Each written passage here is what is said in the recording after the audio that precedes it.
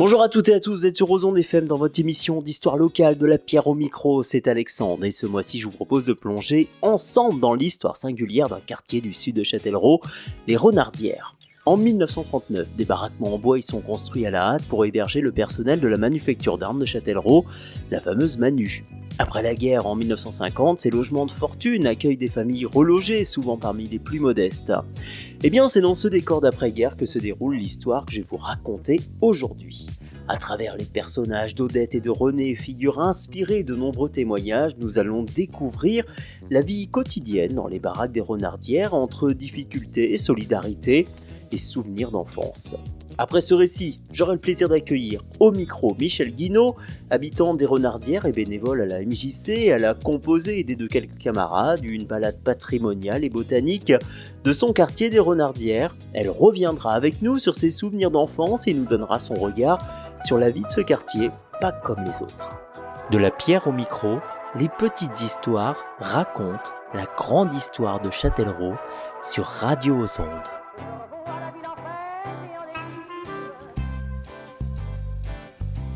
Mes chers amis, connaissez-vous les Renardières, ce quartier du sud de la ville de Châtellerault, posé en limite de Nintré entre la Vienne et le lac, un endroit à l'écart, presque caché et qui possède une histoire atypique. Alors déjà au XVIIIe siècle, on parle des Renardières dans la carte de Cassini, comme un hameau qui doit son nom à un endroit où vivaient sans doute des renards, ou plutôt un coin broussailleux troué, plein de galeries de passages cachés. D'ailleurs, les Renardières se trouvaient justement en limite de la forêt, la Garenne, comme l'appelait le roi François Ier, un de ses endroits favoris pour y chasser le gibier. Eh bien, pendant des siècles, ce fut un coin de campagne paisible avec ses champs, ses haies, ses fermes, et jusqu'à ce que l'histoire vienne bouleverser ce paysage tranquille. Eh bien oui, en 1939, c'est la célèbre manufacture d'armes de Châtellerault qui a choisi cet endroit, les Renardières, pour construire des baraques en bois. Nous sommes quelques mois avant la guerre, l'usine réquisitionne des travailleurs venus de Nantes, de Saint-Nazaire pour remplacer les ouvriers mobilisés au front. Et afin de loger ces familles, on construit à la hâte des baraquements en bois. C'est la naissance du camp des Renardières. En juin 1940, la manufacture passe aux mains des Allemands. Ils vont occuper à leur tour les baraquements. En 1944, le quartier est bombardé par les Alliés. Le dépôt d'essence allemand caché dans la forêt était leur cible. Résultat, des ruines, des trous d'obus par milliers, visibles dans le paysage. Après la guerre, les baraques en bois des Renardières sont abandonnées par la manufacture. La ville va alors en profiter pour d'abord héberger les déportés et prisonniers revenus des camps, puis des familles modestes châtelleraudaises. En 1946, le camp compte déjà 270 personnes réparties en 70 familles, installées dans 34 baraquements.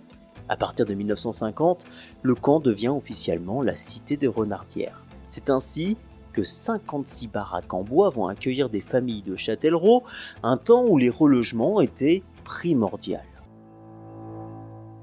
Imaginez ces baraques alignées, dressées sur un terrain vague, sans éclairage, sans électricité, sans eau, sans sanitaire, sans ramassage des ordures, avec pour seul équipement collectif un lavoir et des toilettes.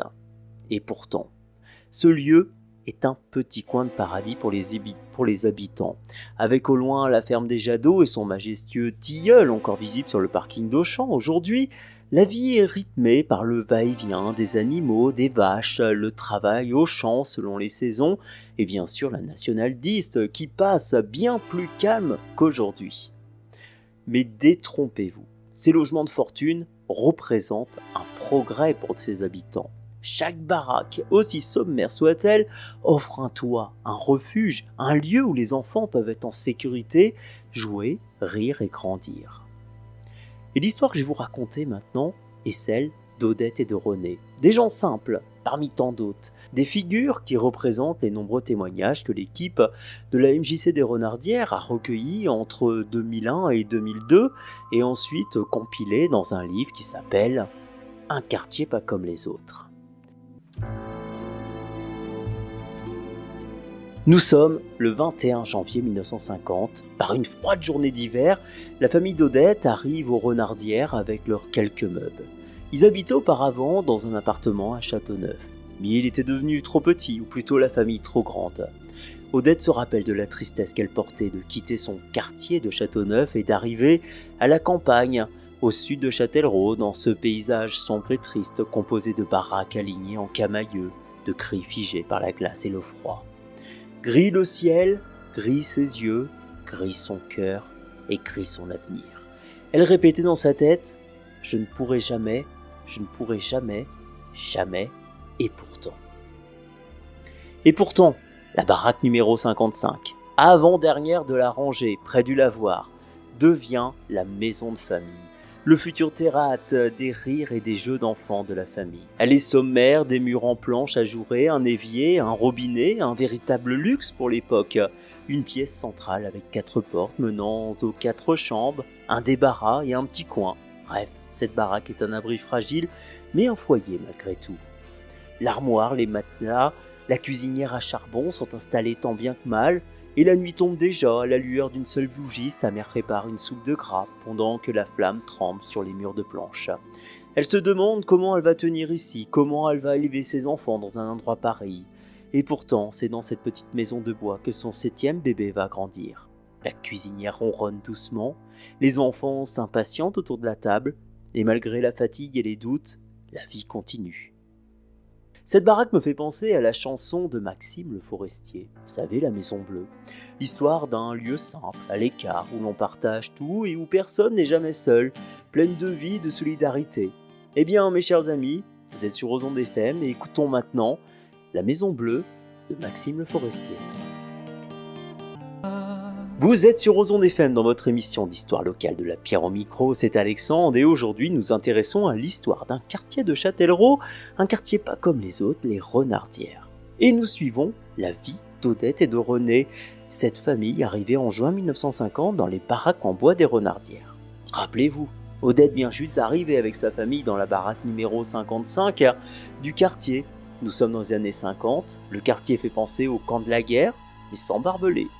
Ici, toutes les familles sont pauvres et les enfants sont nombreux. Pendant que les hommes sont au travail à la manu, les mères, aidées de leurs aïeux, font tout pour que la maison tienne debout. Heureusement, il existe une véritable entraide dans les familles du quartier. Les voisines font la soupe pour tout le monde, un peu d'eau, des patates, du gras, ça ne coûte rien après tout. Et ça nourrit. La lessive se fait ensemble au lavoir, le linge sèche sur les fils tendus entre les baraques. Les enfants sont gardés et surveillés à tour de rôle. Et lorsque les fins de mois sont difficiles, on se prête un peu d'argent, un peu de sucre, un peu d'huile, des lentilles, du charbon, en se disant simplement « Eh bien, tu me le rendras quand tu pourras ». Heureux les pauvres, ils trouveront le bonheur ici. Dans la famille d'Odette et René, l'aînée a 9 ans, la seconde 8 et la plus jeune 7. Avant, ils habitaient à Châteauneuf, comme je vous l'ai dit, mais l'appartement était devenu trop petit ou plutôt la famille trop grande. Maintenant, ils sont loin, très loin, à la campagne comme ils appellent ça, les Renardières. Très loin de Châteauneuf que les enfants doivent pourtant rejoindre tous les jours à pied pour aller à l'école. Lorsqu'elle rentre de l'école en marchant, elle voit peu à peu la ville s'éloigner le long de cette route qui longe la Vienne. D'abord, les maisons se touchent, puis viennent les jardins, puis les ruines laissées par les bombardements de juin 1944. Un paysage sombre, impressionnant, avant que la route ne devienne un étroit sentier qui serpente entre les champs. Et au bout, oui au bout, eh bien c'est leur paradis. Une petite lumière apparaît, c'est la baraque 55, leur nouveau foyer, cette petite maison de bois aux 4 pièces où elles vivent des jours heureux.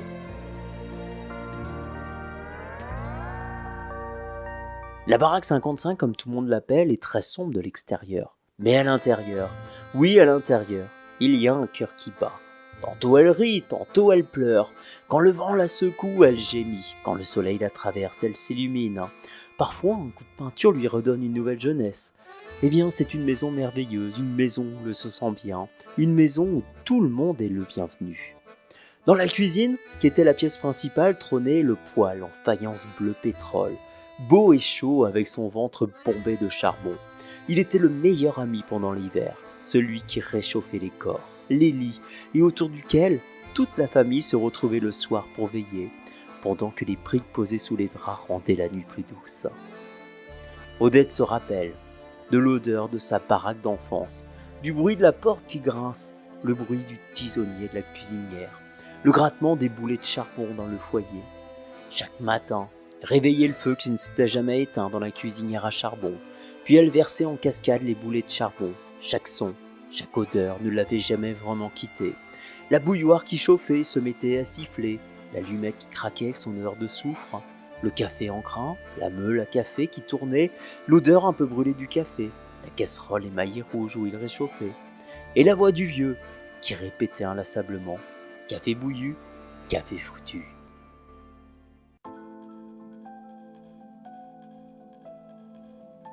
Elle se souvient aussi de la soupe aux lentilles de sa mère qu'elle mangeait à contre-cœur pour se réchauffer de l'intérieur. Elle se souvient de la tartine de confiture de baie qu'elle fabriquait et qu'elle avait cueillie dans les champs aux alentours des baraques. Un vrai régal, paraît-il. Un jour, un ami de l'école de sa fille avait dit qu'il avait une chambre pour lui tout seul. Elle lui avait répondu que chez elle, la chambre était pour tout le monde pour combattre le froid. Elle dormait à 4, 2 à la tête et 2 aux pieds, en faisant bien sûr glisser son orteil dans le nez de son frère pour l'embêter. À côté de la cuisine se trouvait un débarras, une vraie caverne d'Ali Baba, servant à la fois d'atelier, de salle de bain, de réserve, de bibliothèque, de rangement pour les chaussures. Dans ce fourre-tout, ce cagibi comme on pourrait l'appeler, il y avait la vie de toute la famille. Alors bien sûr, quand venait le jour du grand ménage, une épreuve s'annonçait pour tout sortir, tout nettoyer pendant des heures. C'était d'ailleurs aussi le jour de la grande toilette. Enfin un peu de tranquillité seul, le loquet fermé, libre à rêver enfin de son destin. Au fond du débarras se trouvaient les Jules, comme on l'appelait, le petit coin qu'il fallait vider 1 ou 2 fois par jour, chacun son tour lors de la fameuse corvée des chiottes où il fallait porter le seau sur le chemin caillouté en faisant attention à ne pas trébucher, parfois accompagné d'autres enfants du quartier jusqu'au cabinet collectif qui devait toujours être propre sous peine de se faire gronder. Même si au fond, le nettoyage était un bon prétexte à la rigolade. Dans les baraques, on se soignait comme on pouvait, car il n'y avait pas de médecin, avec les recettes de grand-mère. Alors quand arrivaient les grippes ou les bronchites, on préparait des cataplasmes avec de la farine de moutarde et des pansements. On collait les ventouses, ces drôles de verrines qui faisaient gloc en aspirant la peau, la laissant rouge et chaude, sans oublier l'huile de foie de morue, le migé, cette recette bien d'ici, où les grands et les enfants trempaient le pain dans un peu de vin. Bref, vous l'avez compris, la vie de quartier n'est pas si simple, elle est pleine d'humilité, rythmée par le soleil et l'entraide. Ici, on vit avec les vieux, ceux qui jardinent, qui ratissent les bouts de terrain derrière les baraques, la cigarette au coin des lèvres, le béret vissé sur la tête et le bleu de travail usé par les années. Le décor est très simple. L'herbe, les fleurs, les glycines qui grimpent sur les planches, les voitures désossées qui servent de cabane, les herbes hautes, le vieux tilleul de la mère Jadot, et tous ces objets ramassés par les chineurs du dimanche, entassés comme des trésors, et bien sûr ces caravanes. Il y en avait des gens qui rythmaient la vie des renardières. Monsieur Brin d'Amour, le vidangeur de faux sceptiques avec son odeur nauséabonde, le marchand de charbon avec sa grosse voix et sa dent en or, Ginette, avec la juve à 4 du charcutier qui pétaradait et laissait derrière elle une odeur qui nous faisait saliver, le père K avec ses légumes et ses fruits, son pantalon de velours et ses sabots paillés, le marchand de peau de lapin, le boulanger avec ses 2 chevaux qui arrivaient à grands coups de klaxon, apportant le pain encore chaud, la confiture, la vache qui rit et le chocolat poulain. Tant de souvenirs, oui, dans ce quartier des Renardières. Eh bien, je vous propose maintenant d'écouter Ménilmontant de Charles Trenet. Cette chanson parle d'un quartier populaire de Paris, de ses rues, de ses habitants, de ses joies simples, de ses blessures et surtout de la nostalgie d'un monde qui a complètement disparu. Ce quartier parisien a finalement bien des points communs avec le quartier des Renardières où la vie, la solidarité et les souvenirs étaient plus forts que la misère. Vous êtes sur Ozon FM, écoutons maintenant Ménilmontant chanté par Aznavour. Vous êtes sur Ozon FM dans votre émission d'histoire locale de la pierre au micro. Aujourd'hui, nous intéressons à l'histoire d'un quartier de Châtellerault, les Renardières.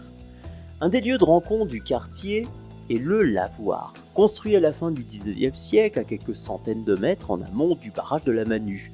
On l'appelait le lavoir de Gravelines, encore visible aujourd'hui. Construit en béton, on y lavait le linge, on y apprenait aussi à nager avec monsieur Ormain.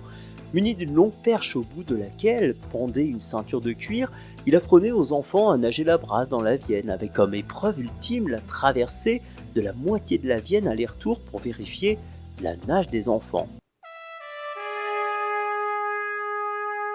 Mais pour beaucoup de Châtelleraudais, les habitants des Renardières étaient les gens de là-bas, les gens des baraques. Certains ne voulaient même pas s'asseoir à côté d'eux par peur d'attraper des poux. Au fil des saisons, la ville dans les baraques était rude et belle à la fois. L'été, les soirs d'orage, des mouches piquaient, les moucherons envahissaient le quartier à cause de la Vienne toute proche. Même s'il y avait aussi ce plaisir de vivre dans la nature, d'être libre, d'entendre les oiseaux chanter. L'hiver, tout devenait blanc, sauf le sol qui se remplissait de la boue et pénétrait bien entendu partout dans les baraques. Le printemps, c'était les jonquilles qui fleurissaient le bord de la nationale. L'automne, c'était les feuilles mortes qui tombaient des arbres du château de la Fourchardière. Vous savez, le fameux château qui est aujourd'hui coincé à côté du magasin But. Les enfants, paraît-il, allaient souvent jouer dans les carrières de la forêt, là où se trouve aujourd'hui le lac.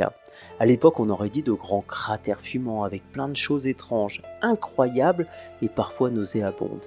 C'était un terrain d'aventure et de trésors, un vrai paradis. Tous les gamins y traînaient pour trouver des objets qu'ils allaient ensuite revendre chez Piboule, le marchand de ferraille. La vie des enfants était rythmée par le prêtre de Châteauneuf. Il était chargé de s'occuper des renardières. Il s'appelait l'abbé Champignon. Il était formidable, paraît-il. Il arrivait le jeudi matin sur sa moto pour le catéchisme comme un vrai casse-cou. Et l'après-midi, à 14h, les enfants allaient avec lui au patronage. Le camp devenait alors un immense terrain de football. La soutane volait dans les airs, les enfants criaient de joie.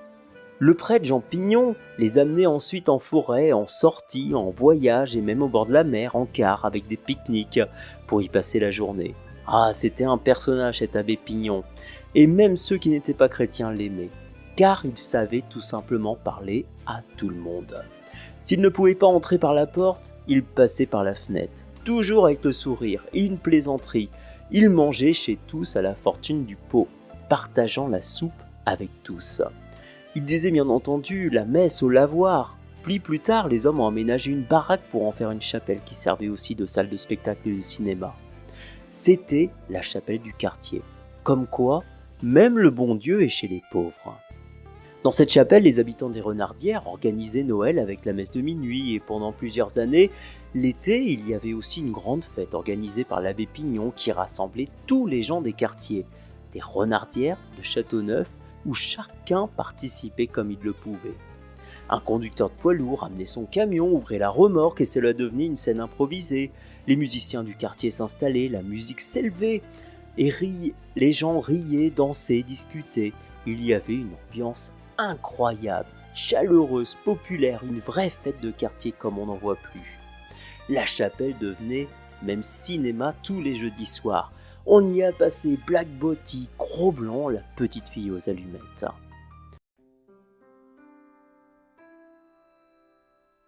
Et puis un jour, les entrepreneurs sont arrivés avec leurs camions de ciment. L'angoisse est installée dans tous les coins de quartier. En 1964, c'est un immeuble, 2 immeubles qui ont vu. On disait qu'on allait construire des HLM tout neufs. Enfin, des PSR, des programmes sociaux de relogement. Des logements bâclés avec des toilettes à la turque. Alors, lorsque les familles ont dû quitter leur baraque, pour beaucoup, on les enfermait dans des cages à lapins. Odette se souvient du jour où les planches des baraques sont tombées, de ces montagnes de bois que les crues écrasaient pour empêcher les gens de revenir dans les baraques. C'était en janvier 1969, 19 ans après son arrivée. Odette est entrée dans des bâtiments modernes, chauffés, sans clé, parce que quelqu'un les avait perdus. Et l'histoire se répétait. Il faisait froid, le verglas couvrait le chemin, et elle se demandait « Est-ce que je vais pouvoir ? Est-ce que je vais pouvoir ?» De la pierre au micro, les petites histoires racontent la grande histoire de Châtellerault sur Radio aux Ondes. C'est ainsi que mon récit se termine, un condensé d'histoires du quartier des Renardières. Et maintenant, j'ai la chance d'accueillir au micro Michel Guinaud, habitant des Renardières et bénévole à la MJC. Elle a composé, aidée de quelques camarades, une balade patrimoniale et botanique de son quartier des Renardières. Elle va revenir avec nous sur ses souvenirs d'enfance. Bonjour Michel. Bonjour. Soyez les bienvenus à Aux Ondes. Alors pouvez-vous nous raconter votre enfance aux Renardières, les lieux, l'ambiance du quartier et les souvenirs qui vous reviennent en premier quand vous y Aujourd'hui. repensez? Ah oui, quand j'y repense aujourd'hui, puisque j'habite toujours ce quartier, bah, ça a toujours été un quartier, très chaleureux, une vie simple. Nous, on était peut-être plus, comment dire? Plus gâtés que ceux qui habitaient dans les baraquements, puisque nous étions dans une maison. Mais, nous avions très peu de choses pour nous occuper. On faisait des balades avec les copines, on faisait du vélo tranquillement. On avait des voisins hyper chaleureux, on allait voir les petites grand-mères qui avaient toujours un petit bonbon au fond de leur poche. Les maîtresses d'école étaient très, très attentives, aux élèves, ça j'en ai un souvenir vraiment, merveilleux puisque je les ai côtoyées, jusqu'à leur départ, de la grande vie puisque, la dernière est partie à 98 ans. Mais vraiment, elle nous a donné une richesse, pour pouvoir, la disperser aux autres personnes du quartier. Je sais pas trop comment le dire, mais c'était superbe. Sinon, pas de télé, vous en doutez. Il y avait une télé dans le quartier, donc c'était la fête. On avait, les gens invitaient les voisins, on regardait la piste aux étoiles. Alors, j'arrive pas à savoir si c'était une fois par mois, une fois par semaine. Mais c'était vraiment la seule émission qu'on voyait, mais on savait s'occuper. On jouait des jeux d'enfants à la maîtresse d'école, on jouait aux osselets, on jouait à l'élastique, et puis des petits jeux tout simples. Voilà. Alors après, au niveau confort, nous on avait une maison certes, il y avait l'eau, mais on n'a jamais eu d'eau chaude. Mon grand-père n'a jamais fait installer de chauffe-eau. Il était le seul de la rangée de maisons là sur l'avenue à avoir des toilettes à l'intérieur. Sinon, les toilettes étaient à l'extérieur de la maison. C'est quand même dans les années 60, donc vous voyez que c'est pas si vieux quand on regarde. Mais bon, ça gênait personne. Maman faisait chauffer de l'eau pour faire la lessive dans la cour. C'était très pénible, surtout l'hiver, parce que bah, avec le froid, les mains gelées, les engelures. Peu de confort, mais pas de chauffage dans les chambres non plus. On voyait des étoiles au plafond quand il gelait le matin. On faisait des dessins sur les vitres. Bah, on dit qu'il y avait une frontière, mais nous on ne le ressentait pas. Pas à cette époque. Je pense que c'est venu plus tard, la frontière. Bah, mon voisin, juste en face chez moi, habitait dans les baraquements. Voilà. Il est pas traumatisé du tout. C'était peut-être dur parce qu'il n'y avait pas de confort, mais à l'époque, on était nombreux à pas avoir tout ce confort. C'est pas parce qu'on habitait en ville que c'était mieux qu'à la campagne, finalement. Hormis les commerces qui étaient plus proches. Alors oui, je suis allée à la chapelle, ma sœur y a été baptisée, mon mari a fait sa communion, donc le catéchisme. Moi, j'ai très peu de souvenirs parce que j'étais petite quand j'ai quitté quand même le quartier quelques années. Mais tous les gens qui nous racontent l'ambiance qu'il pouvait y avoir avec cet abbé Pignon, il mettait une vie dans le quartier, il tenait les jeunes comme un peu les MJC le font aujourd'hui avec les espaces jeunesse. Et c'était une richesse d'avoir ce prêtre dans le quartier. Selon vous, comment le quartier a-t-il évolué au fil du temps sur le plan urbain et humain? Bah, sur le plan urbain, bien sûr, il y a eu beaucoup de constructions, notamment toutes les petites maisons vers la forêt. Les carrières se sont transformées en un magnifique espace vert avec le lac. Donc on n'allait plus courir dans les carrières.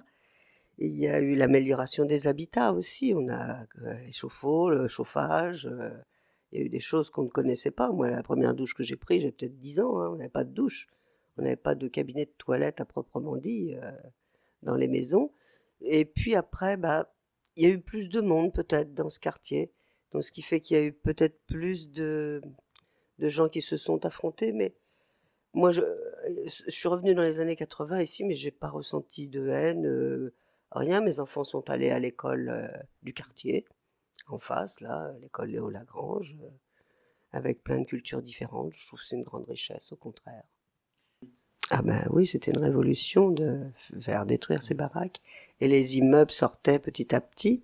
Alors il y en a eu des beaux qui étaient sortis dans les années 64, 5 peut-être, ceux qui sont encore debout. Après, il y a eu les PSR en bas. Alors là, c'était des constructions plus légères. Il y a eu le magasin Mammouth aussi, bien sûr. Donc tout le quartier s'est vraiment, vraiment transformé. Nous, on habitait la campagne, en fait, là. Il y avait des platanes devant chez nous. Enfin, on était vraiment presque à la campagne. Alors comme je l'ai dit tout à l'heure, vous avez mené un travail avec la MJC des Renardières autour d'une balade patrimoniale.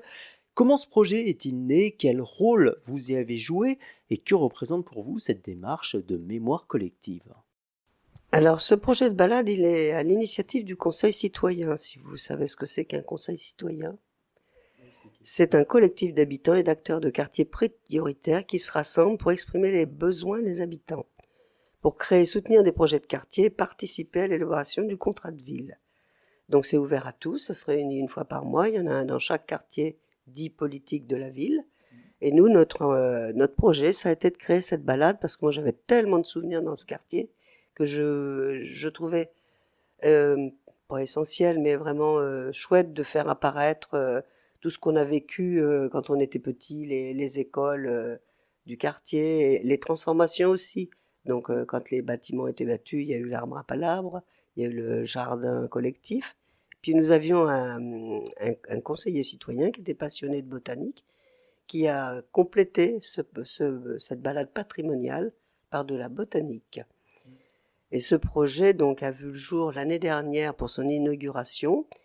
Nous l'avons complété par un livret d'anecdotes. Nous sommes allés voir les habitants. Alors bien sûr, pour construire toute cette démarche historique, nous avons visité les archives en long, en large, retrouvé des documents. Et ce livret d'anecdotes d'habitants, je le trouve très riche. Et on a une chance inouïe, la terminale du lycée Branly va nous l'éditer sous un format vraiment superbe. Donc on va bientôt l'avoir, là d'ici un mois, je pense que Châtellerault pourra voir notre travail vraiment d'un bout à l'autre, entre la balade et le livret, son aboutissement. Ce livret, il sera, j'espère, distribué à grande échelle, notamment à l'Office de tourisme. Et les balades se font aussi sur demande. Vous pouvez joindre le Conseil citoyen, nous organisons des balades pour vous faire découvrir notre quartier. Eh bien, merci Michel d'avoir répondu à cette invitation, de nous avoir parlé avec tant de passion de votre quartier des Renardières. Vous pouvez retrouver toutes les anecdotes des habitants dans le livre Un quartier pas comme les autres, édité par le collectif des Renardières dans la maison d'édition manuscrit.com. Quant à nous, il est temps de nous quitter. Merci à tous de nous avoir suivis. Vous pouvez retrouver cette émission, bien entendu, en podcast sur le site Aux Ondes FM, mais également sur mon adresse YouTube, Alexandre Auguste. Et vous retrouverez bien entendu plein d'autres vidéos. Allez, je vous remercie à tous et je vous dis bye bye, au mois prochain. Ciao. De la pierre au micro, les petites histoires racontent la grande histoire de Châtellerault sur Radio aux Ondes.